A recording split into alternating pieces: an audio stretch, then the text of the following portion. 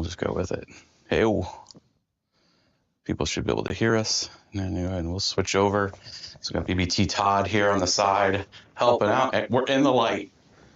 Hopefully everybody can hear us. We are streaming live from the Icon of the Seas right now. We're in one of the studio rooms that you can do karaoke in. So we went all over this ship looking for somewhere that we could get somewhere that's quiet. Hopefully you guys can hear us.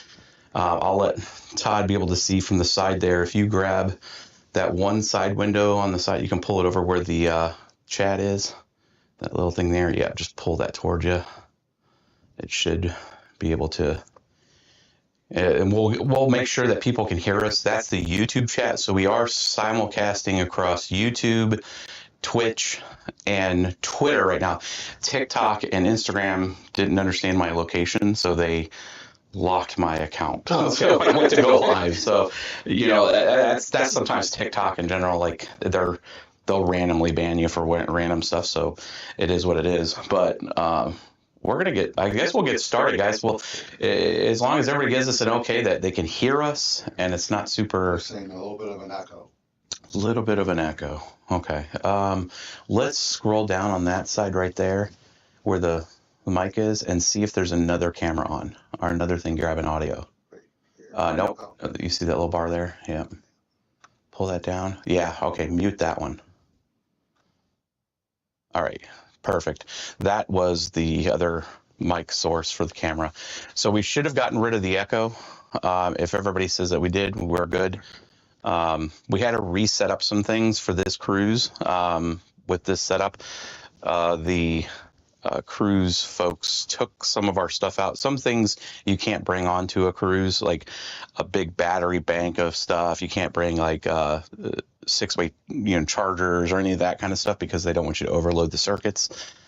So some of that stuff was removed, and we had to scramble here. Some extra stuff like HDMI cable. And for some reason, my long HDMI cable. So luckily, Tron brought the Audible and had the HDMI cable brought in, and we were able to get this thing rolling, guys. So hopefully, we're good to go audio-wise, and then we'll get into this.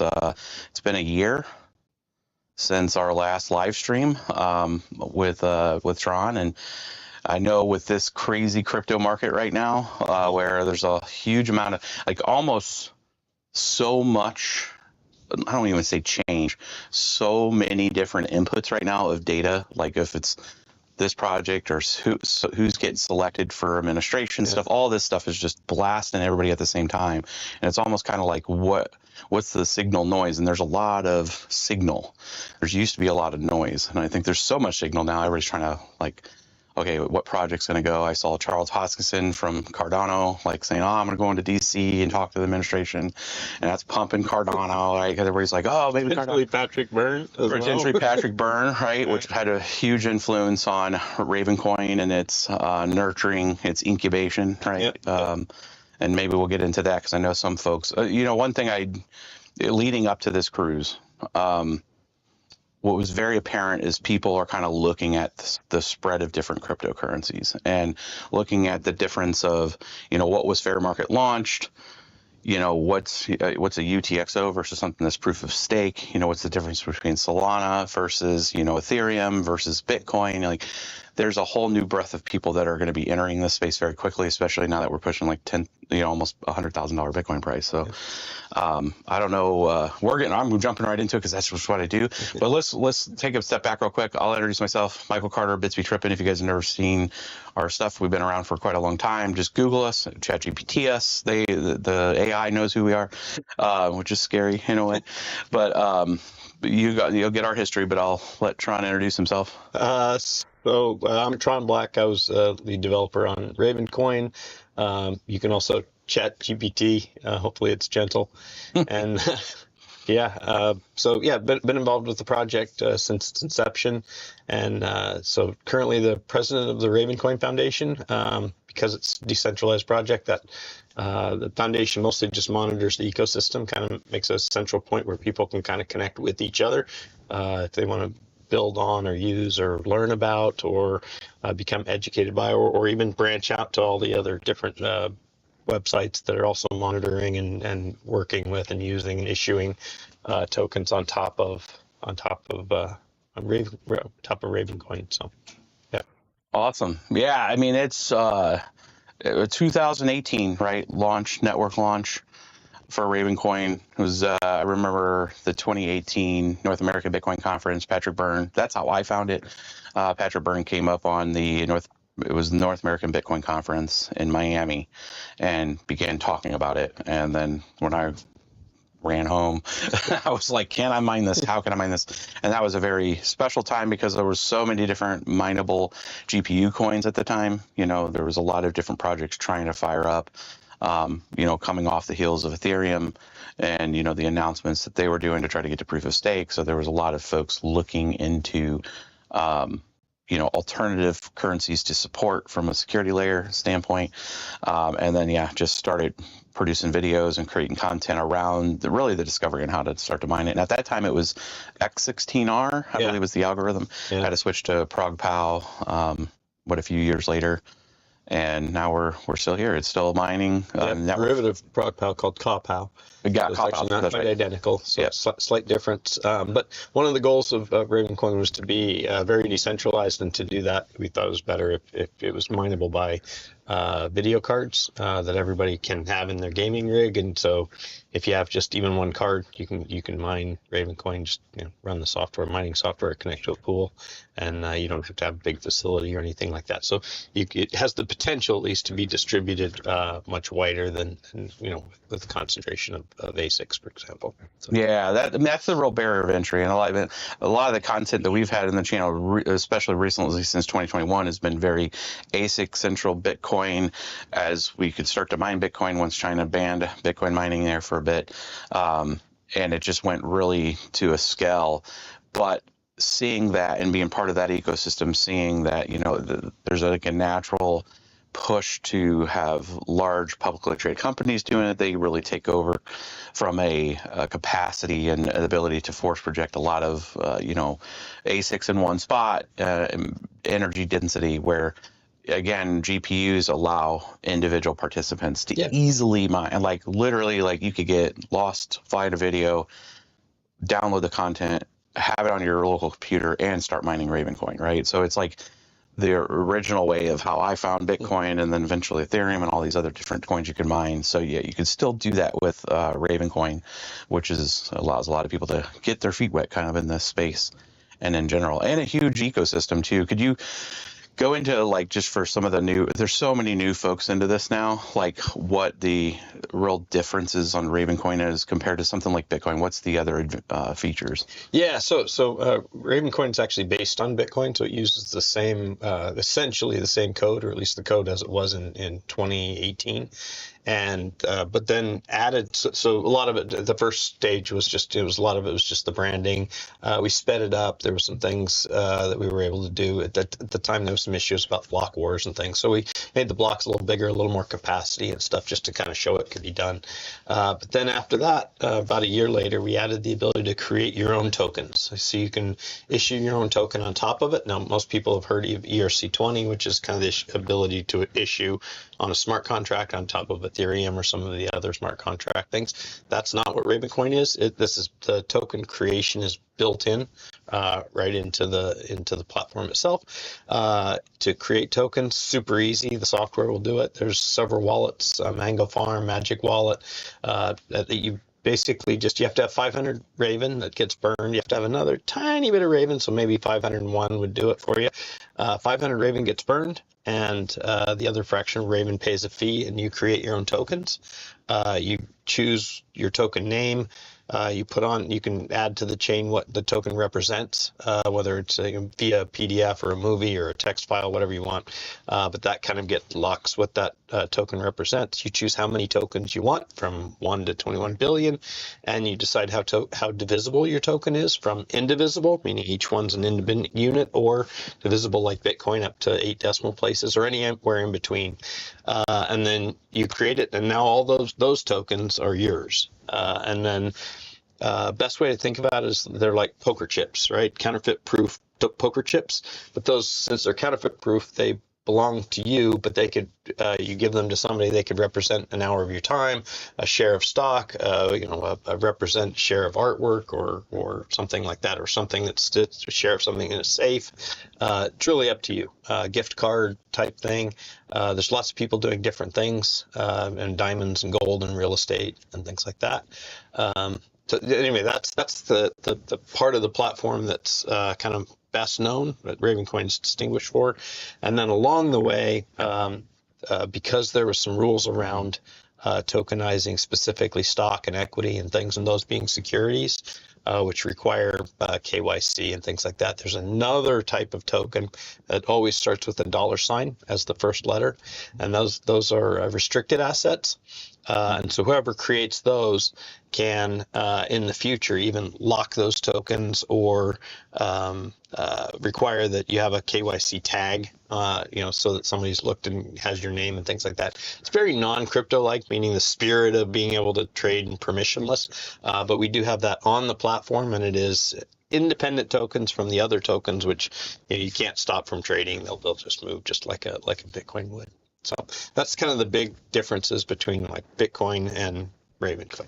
Yeah, and I think a lot of that structure was, and this goes back to why there's different tokens and platforms available, is, I know, and I have tons of good friends that are very Bitcoin maxi, and they're just just focus Bitcoin, but it really comes down to what are their features. There's a lot of developers in the world, a lot of folks that want to leverage the technology stack that came with Bitcoin. And to do that, since it's extremely hard to influence Bitcoin and new features and that sort of thing, because it is what it is, and there's no reason to change it for what Bitcoin is, right? So these other projects take a series of features and say, what if we were able to leverage this technology for this type of feature? And that's really where like Ravencoin, and then again, like Ethereum and some of the other ones have tried to answer the bell on certain features. So it doesn't have to always be the same thing as something like Bitcoin. This gives another set of features, and I think that was the original intention. The Medici, who was the Incubation? Yeah, I would say it was Bruce Fenton's original concept or idea about the branding and things and what it was capable of doing. Mm-hmm. And so he was on the board of Medici and Overstock. And kind of during the time frame, he was talking to people about this potential project in 2017. Mm-hmm. And then there were some attempts to do it kind of prior, and then they didn't work out kind of from a technical, or the people who were trying to do it. And then Patrick, was able to kind of lend the resources to basically, couple of teams that I led, and so we were able to build it. So that's kind of where it came from. Okay, yeah, so that's where the incubation, because I know there's folks that like from any kind of push requests, any kind of updates. I mean, the interesting thing about crypto in general is that even if you had a team that had the access to deploy new features, you got to convince the community to run the node of the new software, right? So this is, how, future development and that kind of stuff works, is you put forth the plan, you communicate said plan and show the feature set, let people audit independently the code, and then if everybody agrees, or at least a good majority agree, then that node becomes what the longest chain is, and then that becomes the nature of the coin path, as it were. And so, just trying to, as we bring a lot newer folks in, of like what the value proposition is and the the ecosystem, like why it exists, right? I usually have to get through that, because it's always like, well, is it just another speculative asset, or is there function to it? Is there utility in that kind of thing? So one of the things, and this was a big part of kind of the ethos of Ravencoin also, is that because the development was kind of like supported by Overstock and Medici Ventures, which is a venture firm within Overstock, was supported by that, there was no need to sell tokens to fund development and things like that. So really, it started on, we launched the token on Bitcoin's 9th birthday with the Genesis block that came from the same publication that Bitcoin's Genesis block had, which actually had Bitcoin in the name. So, I mean, there was a lot of stuff that like really came together. But importantly, we didn't have to like take some of those funds or anything like that. Everybody just started mining it on day one, which was January 3rd of 2018 on Bitcoin's ninth birthday, it just started mining. And so all the distribution of all the Ravencoin really went to the miners, and then until a market formed and things like that. Now you can go, pick it up on, Binance and different Exchanges, and yeah. things like that, yeah. And that's another important, is to make sure like the cohesion of where that upgrade paths or any kind of node updates and stuff.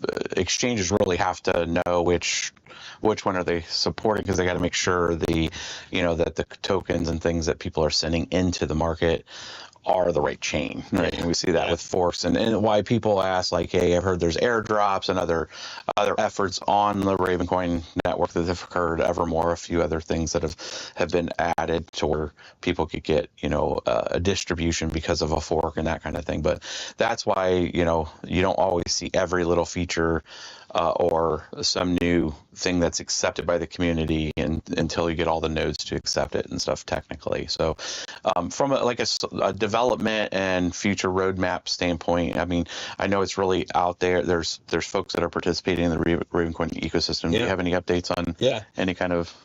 So right now it's very stable. It's been running 24/7 for a long time.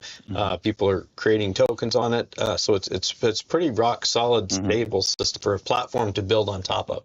Now there were suggestions to change certain things, to add different types of tokens, with melting and things like that. So the community decided to kind of stay with the existing platform as is, so that it's sort of something you can easily build on.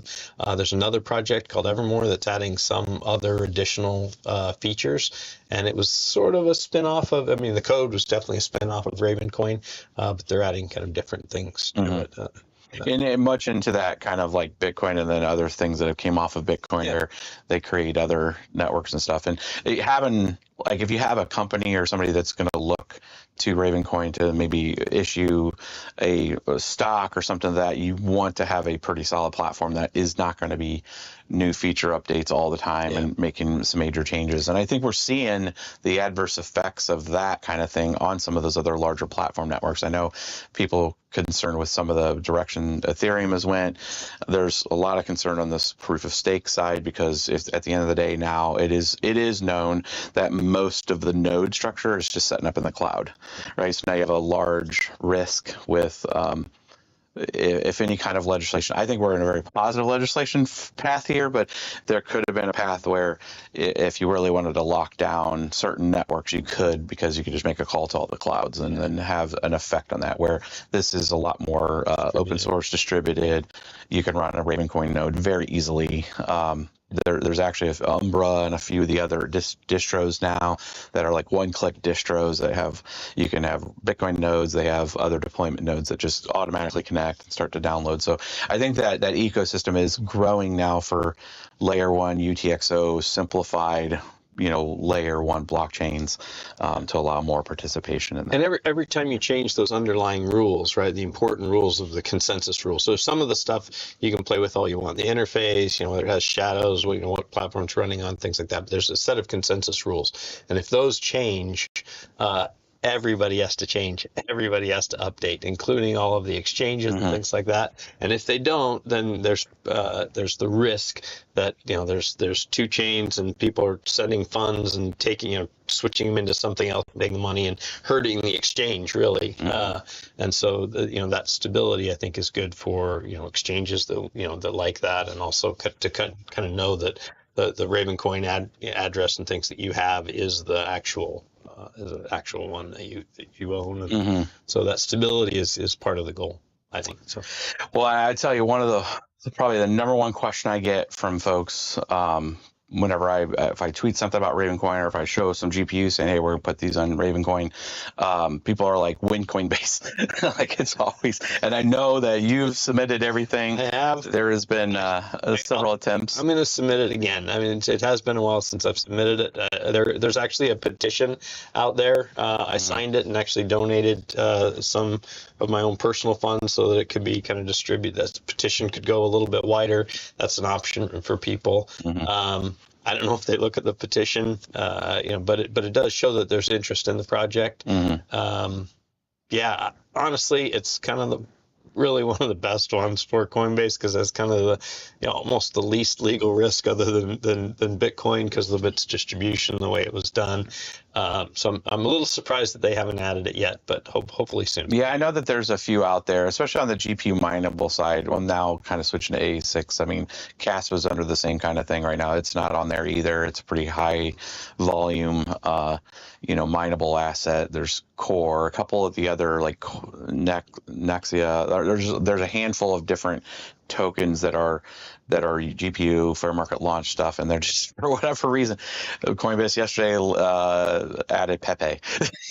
So, like I and for all you Pepe lovers, I understand, but a lot of the meme coins, and just like I call it the influencer coins and stuff getting added there, it just seems like the marketing or something there, and then the marketing department of listers are just like, yeah, let's add the latest meme coin, not really looking at any of the risk on all that. So yeah, I obviously I think a resubmission probably would help kind of move it, and I'm optimistic that with the new administration in, that if they start to look at the fabric of what a CFTC looking, a commodity coin versus a SEC, for sure raised capital through the token. When you have that differentiation come out and it's not gray, it's actually more of a black and white of like, what is this versus what is this, then Raven's going to be on that list. Yeah, to be clear, Raven is just about the most commodity type coin that you have. Now you can create tokens on top of it that wouldn't be on Coinbase necessarily, but that's kind of independent. The RVN token is just pure. Nobody raised any money to create it. And it was UTXO fair market launch. Is about a simplified Bitcoin code, and even from a node structure. I think from a technical specification for somebody like a Coinbase to add it. I mean, we know Binance has added it. It's Uphold has it. There's a lot of like larger exchanges, a lot of Korean exchanges, China exchanges. They've added. From a technical standpoint, it's not that much more complex, right? I mean, no, adding it is virtually identical to Bitcoin. There's I think 5 parameters that change, which ports and things like node runs on and things like that, and the symbol and stuff. I mean, it should be virtually identical to adding Bitcoin, or Litecoin. Right? That's it's very interesting. I know that we had been waiting for a while because it just gives more access to liquidity, and there are some folks that just like, is it on that list or not? And that's there. People like ask about Coinbase. When is it going to be? And it's like nobody knows. Remember the SNL skit, when they asked the question, and go, nobody knows. But yeah, it's, the best thing that any individual participant can, I think, help is to express their interest in it, and then maybe what they're doing. I mean, if you think about I know we were making videos back in 1819 about it. We were using the system. Like, we made a boring, not a flamethrower, easy token to serial number, connection, to where you could then post other stuff with that device. Like if you had other pictures or Instagram stuff or anything, and you could attribute it to that serial number. So then you'd have this chain of custody of this device and everything it had been through. And then you'd have, if you ever was to sell it, you could share that token, that single, because that was one of the restricted or token assets, unique identifiers.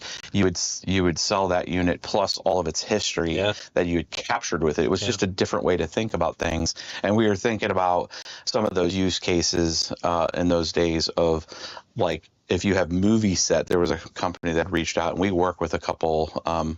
We've worked with a couple folks to help them set up farms that are like a Netflix producer. A guy named Tom. He's awesome. And one of his ideas was on the sets of movies or shows that he produces. He's like, we have a serial number list of all the assets. Some stuff are printed, some stuff's leased, some stuff we own. The studio has to buy it.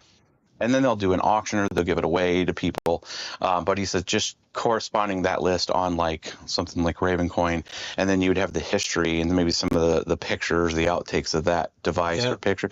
You could correspond that serial number or that VIN number for a car on there, and now you would have this immutable history of that that source. Yeah, so that digital twin idea or whatever, of being able to say that the authenticity of this, because the digital twin of the issuer of that either physical item, like the sneakers or something like that, you can have a digital twin, and it kind of helps protect against you expect the owner of that then to have the digital twin, which can't be counterfeited, while the shoes, ironically enough, are aircraft maintenance kind of thing, to the tail number and things like that too. You can keep the symmetry, and that's the big, like when I will go do consulting work, if it's for the government or if it's for other businesses, of like how to leverage either a blockchain in general. In 2018, it was like IBM Hyperledger, but then that was a private chain. You ended up spending all this money on hosting your own infrastructure. The advantage on something like Ravencoin is the infrastructure already hosted. You are essentially just making a transaction on that network. And so your cost of ownership of that information is way less. So now you could create this digital twin, something that is unique to you maybe, and maybe you obfuscate it in some way that maybe it's just a code that then references some other database of information you have. So then that means something to you and to your data source, and you're leveraging the transaction natures of the, like something like Ravencoin with a corresponding unique asset that you can create under it. Now you have a one-to-one with this other digital thing, and that is your verification validation. That is your confidence key pair that you would have like on your data side. So there's a huge amount of potential resource for this stuff. And also NFTs, go to Ravencoin Foundation, Ravencoin.foundation, and there's a list of people who will help you create NFTs or swap NFTs or buy or sell and help create and educate and all of that stuff. So there's a pretty robust NFT ecosystem within Ravencoin. So take a look at that too. Yeah, and that's what's great. I mean, I know people look at price, they see 2 cents, they're like, and I mean, it has risen back up to 2 cents from like 1.5, and they're just like, hey, all-time highs are 24, win moon, that type of thing. But at the end of the day, the use and the leverage of being able to build things on top of it will bring the attention to it, and then folks look at like, can I buy things with it, like NFTs, can I trade? And then you start to see, it's under the same principle rules as Bitcoin. It's just it's a scarce asset. It's not gonna. But we're still in the issuance phase, so the mining thing is still a good way to get it. So it's still being issued. We're coming up on the second halving in about a little over a year now. So it's at 2,500 coins. 2021, right, is when it or 22. The beginning. 22 was the first halving. Yeah, the first halving took it from 5,000 to 2,500 coins. We'll have a second halving, and then it'll start to get more and more scarce. But and that's the same schedule, 4 year. Every 4 years, just like Bitcoin. It's actually, since Bitcoin's 10-minute blocks and Ravencoin's 1-minute blocks, it's 2.1 million blocks instead of 210,000 blocks. But roughly the same 4-year schedule for the halving. Yeah, because that 1 minute block time. And from a size standpoint, what's the block size? So the block size capability is 2 megabyte. 2 meg, yeah, native, just kind of built in. Yeah. But a lot of the data that we were talking about that is being stored, and this is another differentiator, is done on IPFS, right? So it's a header. It's the information where the IPFS. So when you're storing the information that is immutable, that data actually gets stored somewhere else. You can store it on your own hard drive. You can store it in the cloud, whatever. But what gets stored is an IPFS hash, which has a content identifier. It takes the data, whatever it is. It can be a folder full of files. It can be a PDF. It can be a movie. And it hashes that and makes this identifier. And that identifier goes on chain and actually becomes the name of the data if you use the IPFS to reference or find the data. And the advantage to that is, since the name is the data, it has the hash is the name of the data. If the data changes, right, then the hash would change and it won't reference the same thing, which makes it effectively immutable data. So when you put data in there, now you can put, if you needed to change the data, you can actually change it, but there's a history, almost like a journaling file system of each time it's changed. And if you make a token that's not reissuable, then you can't do that. Like that, your token is what you said it was, and that data can't be tampered with, can't change, and that gives people assurance that if you kind of promise that it was a share of a company or a fraction of a land ownership or something like that, that they don't come back a year later and click on it. It's like, oh yeah, no, I promised you a cookie, right? I mean, something. Yeah. Like you kind of have the Gives you that documented locked assurance. Yeah. Yeah, it's that locked baseline, which gets into all that. I mean, and it's interesting when some of the more technical questions that I've received is when it comes down to if somebody's trying to integrate something like that digital twins thing in like a systems engineering software approach, anything that once you want to lock in, and that was where the conversation and like the 3D printing and stuff, when you have like, if everybody agrees that this is the locked baseline, then you want to ensure that there's no change to that that structure. And when you're dealing with like something like an aircraft part or something that is maybe somebody else owns, but you give the file to them and you want to keep track of how many times they print it and that which version of that is what they printed, because maybe there's a pricing difference. There's a lot of different ways that this can fractal out very quickly in the business world, to where those lock baselines matter when you're going to charge for it from a procurement aspect and all that. And that's really where you get the utility. So it's a lot different. While the Ravencoin token is the enabler for you to use those features, that's the real big difference. If people are asking, like, what's the difference of something like Ravencoin versus like Bitcoin, and it really comes down to those use cases that you can do. It's a mold of clay that you can make changes to and then lock it into place. I know we've had quite a bit of chat here. I've got some questions. How many viewers right now do we have total? It looks like 552. Yeah, 552, and that's just one source. So that might be on YouTube right now. So across all platforms, we probably have a couple thousand people right now watching. Let's see if we get any direct questions, and I know if you had some too. Yeah, I do. I don't know if they've done that way. We're gonna get some questions from the. So if you guys have questions, go ahead and just start putting them in there. We have a little over 500 right now watching on YouTube. Okay, we got Dave Hendricks said we're ready to sit down, discuss how Vertalo can make some of the stuff easier for all parties. So we need to schedule that with Dave. Yeah. And somebody said Ravencoin is all of us. Thanks, Pathfinder. So Pathfinder, for those of you involved early on with Ravencoin, he did all the memes. They were just there's an incredible set of memes. You can still go find those on the online. Why should I build? Alpha says, why should I build mineable assets when my pull requests don't even make it to review? That's a good question. The community is kind of involved in kind of continuing to work on this. I don't know which specific pull request this is, but I can take a look at that. But kind of everybody's going to have to agree on any change, especially if it affects the consensus rules.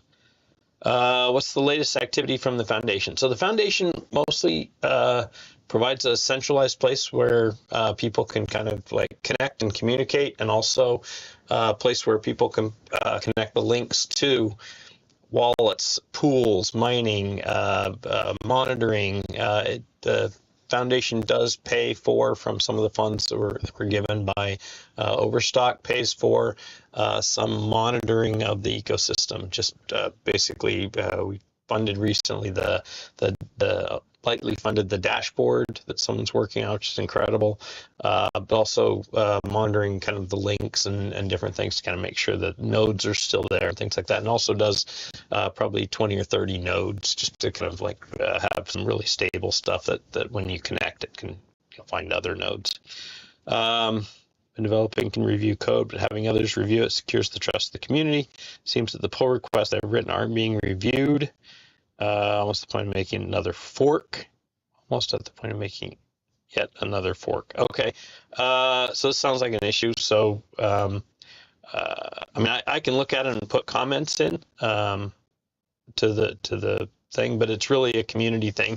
It's really, if you want to make changes to, at least if it's consensus. If it's not consensus, you can actually build it, run it, and other people can use it right away. If it is consensus, then it does take kind of making other people aware of it and enough groundswell support to change it. It's not an easy thing, but that's kind of on purpose. What are your thoughts on future developments for Ravencoin? What is your take on Evermore? So Ravencoin, intentionally very stable at this point. I know of no like substantial issues or problems or anything like that's outstanding. They're like, these have to be changed. And as far as Evermore, I think it's great. I mean, these to me, these other features are interesting and somewhat experimental, and also require changing, for anything consensus, changing any exchange and things like that. The ecosystem's grown under Ravencoin large enough that becomes extraordinarily difficult to coordinate. So I think we did it 2 times, but we had a team of people to do that, and it's very difficult. And it's not just that it's difficult, but anybody who isn't notified, like an exchange or something, can just get crushed because all of a sudden you change the rules. Somebody takes their coin on the old chain, sends it, takes the money out of the exchange, and then the exchange figures out, wait a minute, I was on the old thing, I didn't get notified. And they're not even all in the U.S., so it's multiple languages, multiple countries, multiple things. It's a difficult thing to do for a decentralized project. So it doesn't happen a lot, and that's kind of the stability. It's kind of a catch-22, right? Like if you're going to make lots of constant changes, then you either need a huge amount of on-ground support to ensure, like I would just be part of a few of the Ethereum, like when we were doing a lot of the mining on the Ethereum side, I'd go on some of the development calls. And a lot of it from my perspective side was to ensure that at least the message is getting out from the miners, right? To know that, hey, you're right, make sure the pool that you're on is coordinated. So it would be literally like a matrixed list of known knowns, like exchanges, pools, anybody doing anything like that, and then what software they're using, because like some of the compiled software necessarily wouldn't have maybe some feature set or its node structure's wrong, and then you would end up mining the wrong chain. Right. So, but if a miner gets on the wrong chain, all of a sudden they get a whole bunch of basically then worthless coins.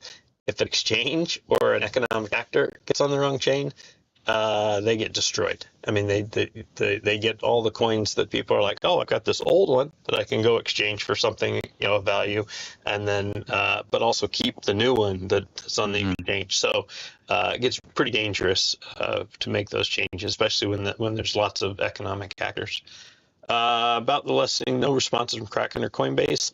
Definitely nothing that I've heard from Coinbase, but I will re-up the exchange. It has been a while since I've updated that or submitted again, so I can do that.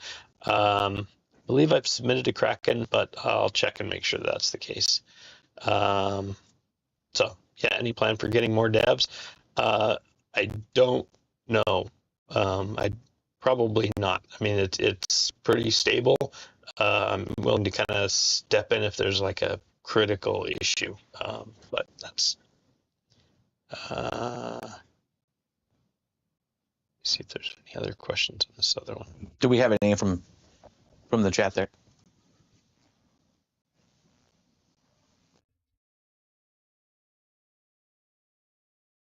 What's the most hard thing or problem in this situation from your view? Sure. What was the pre-context? Or did they have one? What was the hardest? Yeah, no pre-context. And then 6 rigs under Raven. Currently, first ever solo block years ago was Raven. Oh, people making comments. Yeah, solo blocks are awesome, man, when you can get them. I just saw somebody on NiceHash rented Bitcoin hash rate on the solo. So a nice hash allows you to rent like hash rate for a solo, for you to just go shoot your shot on solo, right? They spent $9 and they won a block. Wow. $297,000. That never happens, folks. That is beyond lucky. It's like you get struck by lightning like 4 times in the same spot type of stuff, right? The statistics of that is astronomical. That's all.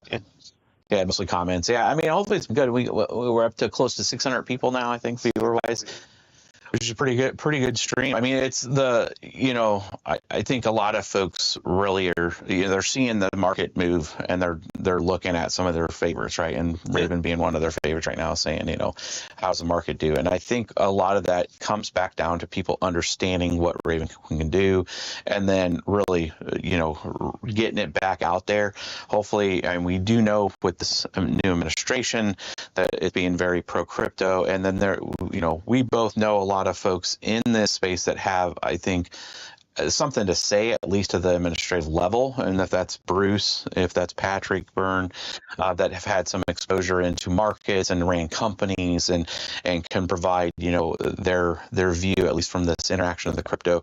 I think a lot of folks are interested in seeing what the crypto advisory council, what they really are, what's they're going to be their punch list of stuff to go through. I think regulatory wise, that's probably one of the most important things right now is what's the rules. It is for Ravencoin. I mean, one of the things that slowed things down quite a bit. I mean, Ravencoin has the ability to tokenize, equity and things like that, but those are all considered securities, and the securities laws are so harsh that it becomes, kind of just a very, very expensive thing to kind of navigate.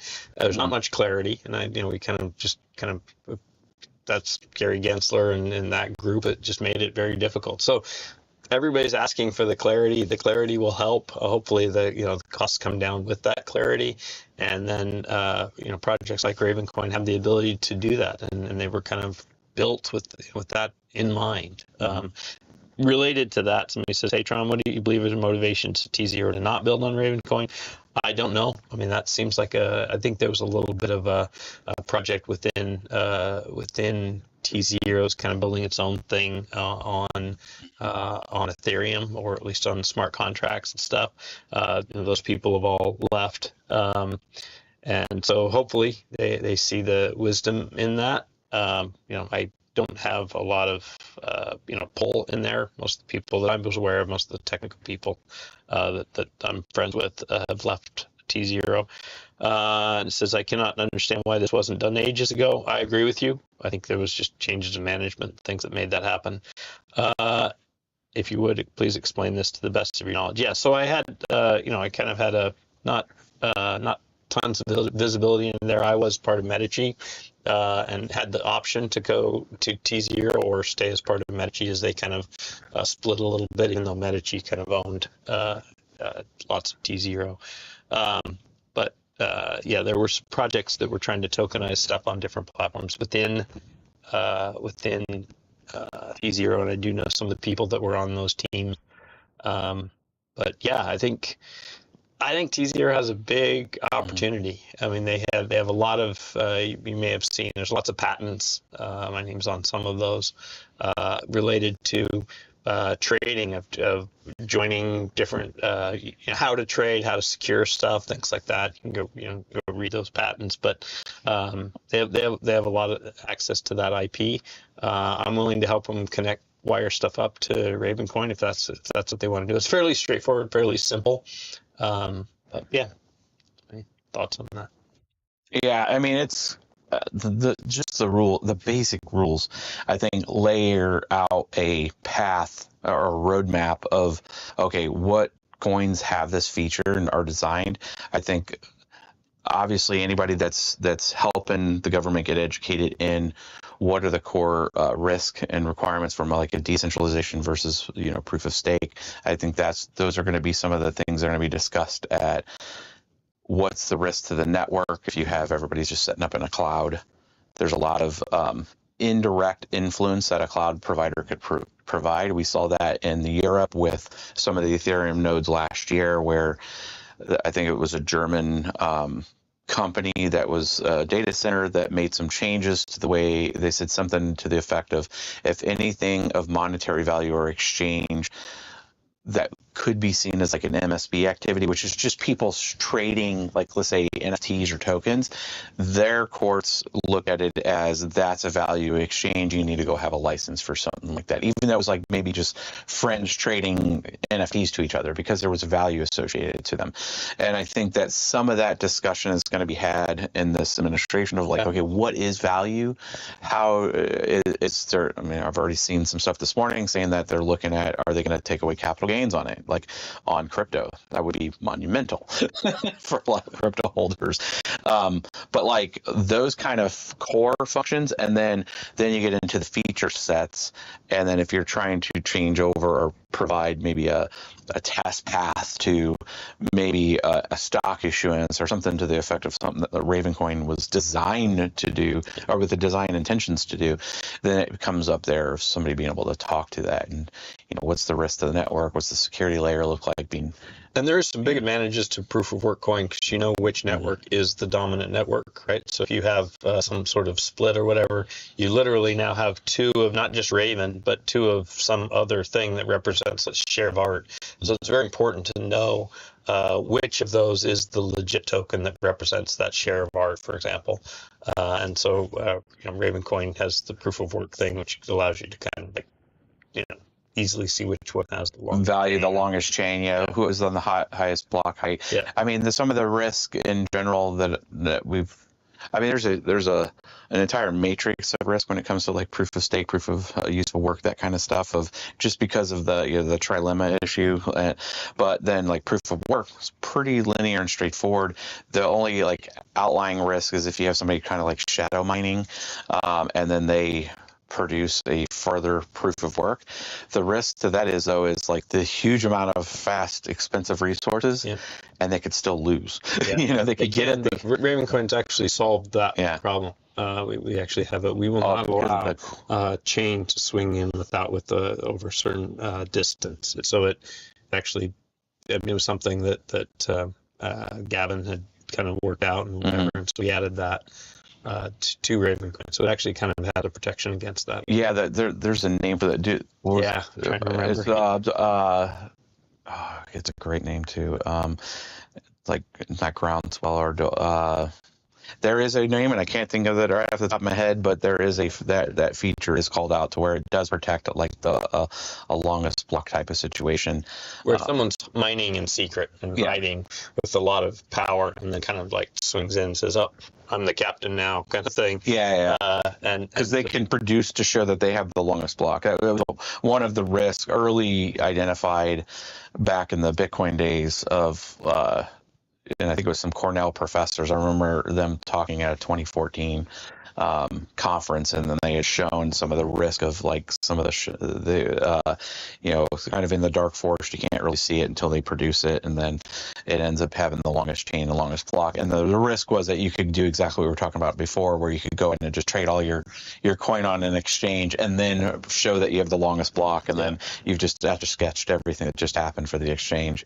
That was some of the original custodial risk, but I forgot that it had that protection. Somebody out there probably typed in the chat, and it's just a thing that'll happen. But a lot of very interesting next few weeks. It's almost like, and I think when we started this, part of just the amount of information that's coming on X right now on just crypto and just all the legislation, the selections, all that for the administration. And again, we're talking very main U.S. stuff right now, not just the world, but I think the world in general is kind of shifting with this U.S. administration on how they're going to handle certain things. A lot of success down in El Salvador, you know, with just policy in general and what they've done the last few years with that country, and then how their influence in the crypto space has had on the rest of the world. What's that going to look like now from adoption, mining, all that kind of stuff in the next few months is going to be very interesting, I think. And I think the time is now to strike to try to get those ideas out there in front of folks that have any kind of influence in an administration. Let them make sure they have the data to make good informed decisions. And I'm hoping, you know, the Bruce Fentons of the world, those guys that have at least some level of where somebody will hear them out in the administration and stuff to see if we can get some exposure. But Yeah. I don't know if we're almost out there at the hour. I think we're up to 700 live viewers. So, I think people have been really wanting this. Was there any other questions on that before we kind of wrap this one up? We'll try to do another. So I have another live stream that I was trying to plan tomorrow. I don't know if I can actually get it accomplished on the island. It will be a much less production live stream. We'll probably do it just from a phone, but we'll talk our normal. I usually do a every Friday at noon live stream about content, and part of that was going to be what we've seen so far from appointments on the administration side, and how is that going to affect crypto, in our opinion, and where things are going. We said. More. No long reorg. Huh? No long reorg. NLG. No long reorg. Yep. There you go. Yep. So 60 blocks, it doesn't allow long reorg to swing in. And basically what happens is the nodes say, I'm a well-connected node. This is a kind of a surprise thing. It just looks and just says, no, I'm gonna stay on this thing because I've been well-connected the whole time. So the consensus has been flat. It's been good. Yeah. Everybody's trekking along. Yeah. And what we're saying is, like, if you had blocks going on top of each other and everybody's at the same block height, so you can imagine like just a whole bunch of little blocks, and then one comes in and says, I'm way ahead of you. Yeah. And then what that's telling the rest of this consensus network is that we didn't know he was moving that fast and we weren't synced to him, and now he's coming in saying he's the highest, and everybody consensusly says we don't agree. Yeah. Where in normal blockchain world is the longest block wins, right? Yeah. So that becomes the state of the world. So you have risk, and then on the reorg and aspects too, right? So like it can anything still can happen. reorg because you still have to be, you still have stuff going on, and somebody's connected to other blocks, and you can't just. So you still have to be able to you get split for a second. It just and that happens normally. That's happens normal all the time. Yeah. Yeah, and when we talk about that on especially fast blockchains that are proof of work, is you might have two machines. You always have a race condition, and we see this all the time in the block in mining in general. Is like two miners at any point in time could find a block within milliseconds of each other, and then it's essentially a propagation race effect to see who gets the majority, and then essentially you've orphaned all those shares. And then functioning, and the thing where everybody's working honestly, all the transactions in the orphan block get basically put back in the mempool and be added to another block. So nobody's losing anything. If nobody's trying to really tamper with the network, then it all your transaction gets back in the next block and everything's fine. That happens. Yeah, quite a bit, and that's why sometimes you'll see pending and then it's back into the queue. Yeah. If you have any kind of real time monitoring of kind of like, did my transaction get picked up? And again, like for folks that don't know how the mechanics of blockchain work, you just imagine a whole bunch of people sitting at a train station and you're about to get on a train. So if you have actually two trains and one of them are going to win the rights to it, then you got to get back off that train and get back into line. So your transactions just naturally do that, and then it gets picked up and then stamped essentially that was part of that block, and then the money that's exchanged between those two parties happen at that moment in time. And then most people wait for like 6 confirmations, which is a series of time.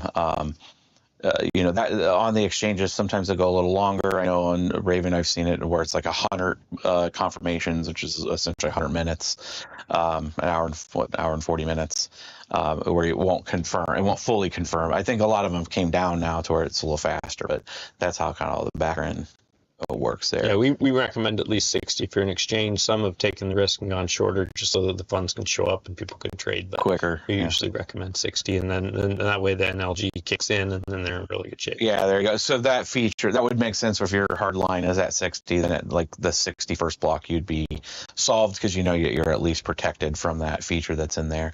I do see, I think, a question here. I see a question of Mark. What are the U.S. exchanges? What are the U.S. exchanges? So you can do Binance US has Ravencoin. So Binance is the largest volume by far, I think, of everything. Even most of the bigger. Yeah, what I'd recommend doing instead of trying to list them all here, because there's a bunch and some of them are bigger, some of them are smaller. But if you just go to coinmarketcap.com, search for Ravencoin and hit markets, you can see what the volume is and things like that. And you could even click on the like on like Binance or different things, and kind of see where they're located and things like that. That way you'll know how much volume that exchange has and things like that. Yeah, 'cause liquidity matters, right? I mean, and that's the other thing is, if you're a long-term Raven holder, you've held a lot, say of a few million coins, and you're trying, you got to look at what the slippage is in the markets, right? So that is how much volume is sitting out on that order book before you move the price 2%, right?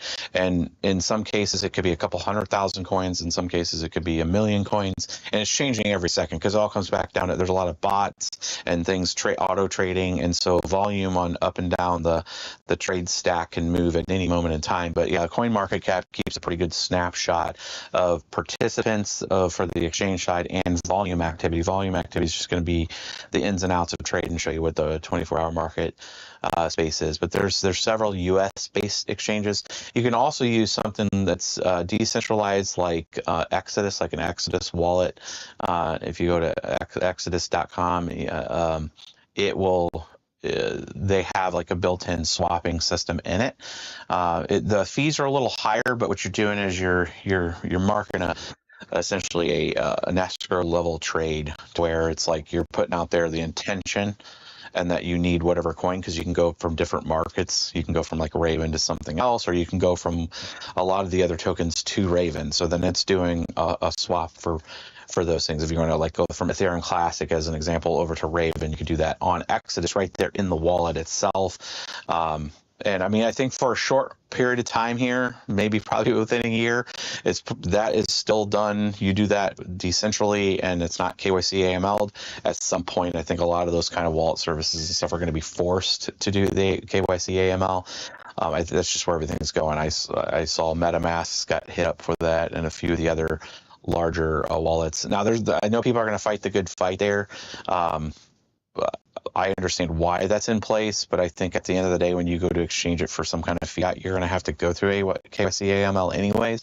So all the activity that's happening on the crypto side, and I think some of that clarity on the government, whenever they look at that exchange from coin to coin or NFT to NFTs from a financial transaction, if that is not considered, like a gain loss in your P&L stuff, and then at the time of converting it to fiat government currencies, that's where they're going to establish like gains and losses from cost basis. We'll see if they go that route, just because the amount of complexity of everyday crypto people trading all the time. Yeah.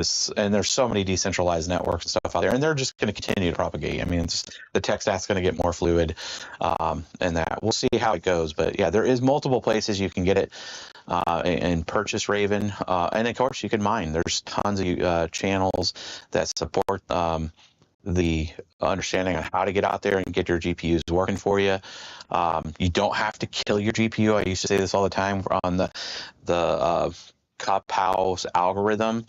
Maximizes the feature set of your GPU. So if you give it the beans, it's going to heat up and it will run hot because you're letting it max it out. It's like flooring a car and keeping it up on the 6,000 RPM, 7,000 RPM. You can dial it back to make it efficient. And there's a ton of videos out there by different types of graphics cards to be able to learn how to do that and do it efficiently. The NVIDIA graphics cards seem to do a little better than the AMD ones right now. The latest AMDs are not too bad. Some of the older legacy AMD cards that had HBM2 is fantastic for Raven. But yeah, just lots of content out there related on how to participate. And that it's the way we got into it, and we've mined it. We weren't purchasing it. We were, we'd sell some to pay for our power, but and then that was the other counterparties that buy it. That keeps the ecosystem moving. So, but if you have the video card and it works with Raven, I mean, it's not like you have to stop gaming. Just turn it off, turn it back on. Yeah, do it at night. Mine at night. I mean, part of our original jingle song that we have was all about at the machines, literally mining at night, and you wake up and you have coin, and then that's your first foray. I mean, I can't tell you how many people have reached out to us through the years. I mean, we've been making videos since 2013. It's been a minute.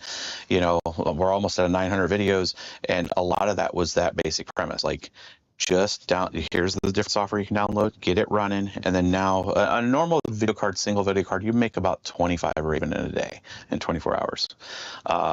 So, I mean, that's based on the current network that's out there, and a basic newer, I'm saying like a 10th gen, 12, newer gen GPU. A 1070 probably make about 8 per day, but like that will run overnight, and then now you have 8 Ravencoin, and you can go out there and do different things, mint things.